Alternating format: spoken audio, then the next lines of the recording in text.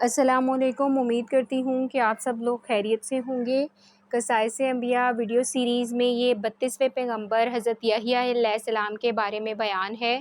حضرت یحییٰ علیہ السلام کا مختصر تعارف۔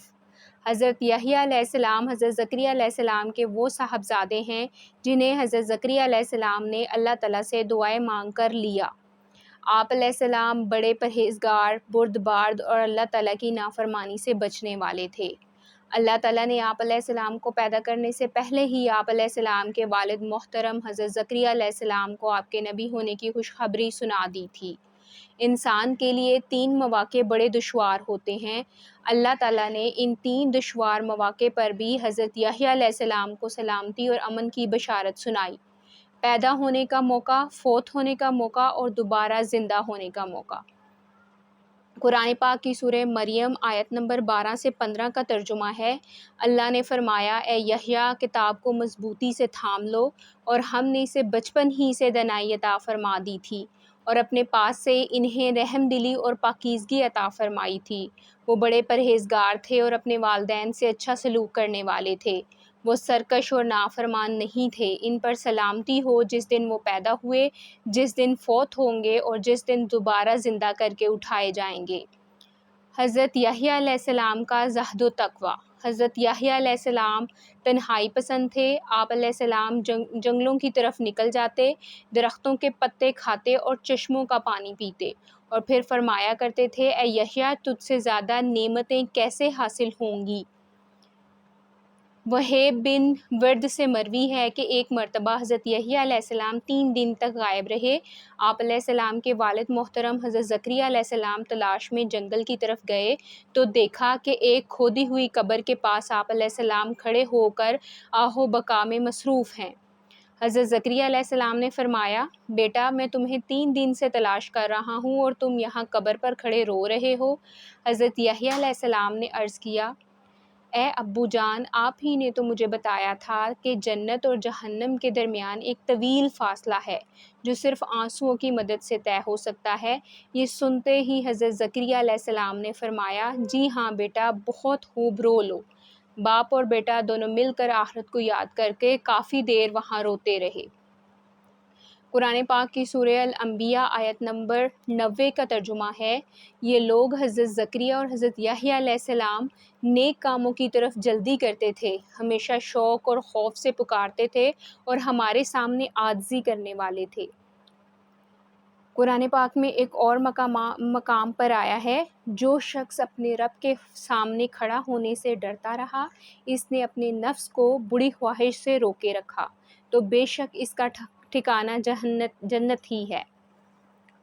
حضرت یحییٰ علیہ السلام کی مجلس اقصیٰ میں قوم کو دعوت و توحید۔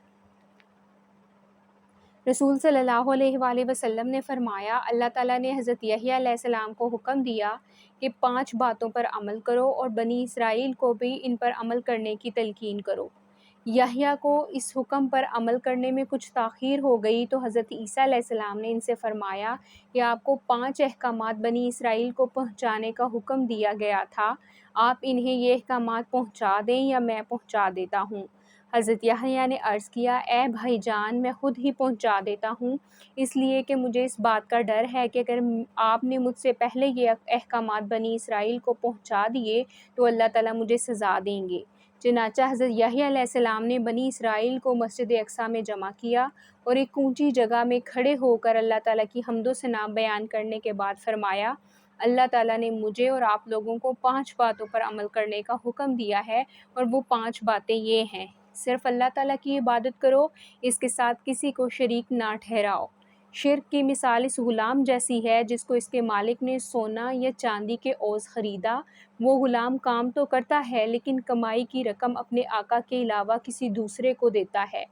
اب بتاؤ، تم میں سے کوئی آدمی بھی اس بات کو پسند کرے گا کہ اس کا غلام ایسا ہو؟ اللہ تعالیٰ نے ہی تمہیں پیدا کیا ہے اور وہی تمہیں رزق دیتا ہے، لہٰذا تم اسی اکیلے کی عبادت کرو اور اس کے ساتھ کسی کو شریک نہ ٹھہراؤ۔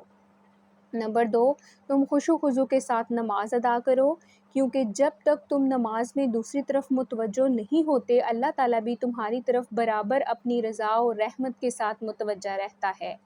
نمبر 3، روزے رکھو، اس لیے کہ روزے دار کی مثال اس آدمی کی طرح ہے جو ایک جماعت میں بیٹھا ہو اور اس کے پاس مشق کی تھیلی ہو، وہ مشق اسے بھی اور اس کے ساتھیوں کو بھی خوشی سے معطر کرتا رہے، اور روزے دار کے منہ کی بو کا خیال نہ کرو، اس لیے کہ اللہ تعالیٰ کے نزدیک روزے دار کے منہ کی بو مشک کی خوشبو سے بھی زیادہ پاکیزہ ہے۔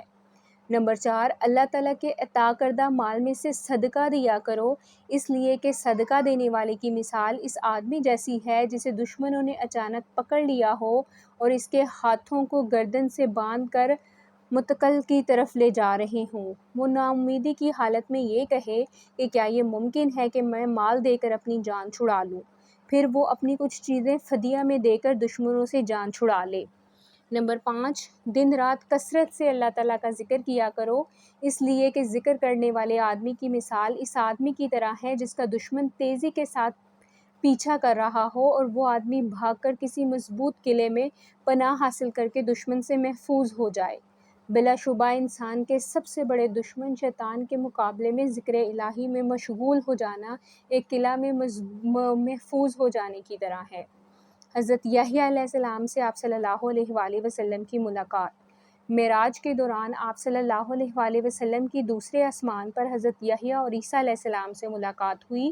آپ صلی اللہ علیہ وآلہ وسلم نے انہیں سلام کیا، انہوں نے سلام کا جواب دیا، پھر آپ صلی اللہ علیہ وآلہ وسلم کو دونوں نے خوش آمدید کہا۔ حضرت یحییٰ علیہ السلام کی شہادت۔ حضرت یحییٰ علیہ السلام کے زمانے میں دمشق کا بادشاہ کسی ایسی عورت سے نکاح کرنا چاہتا تھا جس سے نکاح کرنا اس کے لیے شرعاً جائز نہیں تھا۔ اس نے حضرت یحییٰ علیہ السلام سے یہ مسئلہ پوچھا۔ آپ علیہ السلام نے فرمایا، اس عورت سے نکاح کرنا اس آپ کے لیے حلال نہیں ہے۔ حضرت یحییٰ علیہ السلام نے منع کیا تو وہ عورت ناراض ہو گئی۔ جب اس عورت نے محسوس کیا کہ بادشاہ اس پر فریضت فیتہ ہو چکا ہے تو اس نے حضرت یحییٰ علیہ السلام کو شہید کرنے کی فرمائش کر دی۔ بادشاہ نے ایک آدمی کو بھیجا جو آپ علیہ السلام کو شہید کر کے آپ علیہ السلام کا سر ایک تھال میں رکھ کر لے آیا اور ملکہ کے سامنے پیش کر دیا۔ سر اس حالت میں یہ کہتا رہا کہ یہ عورت بادشاہ کے لیے حلال نہیں ہے۔ آخر کار وہ عورت زمین میں دھنسا دی گئی۔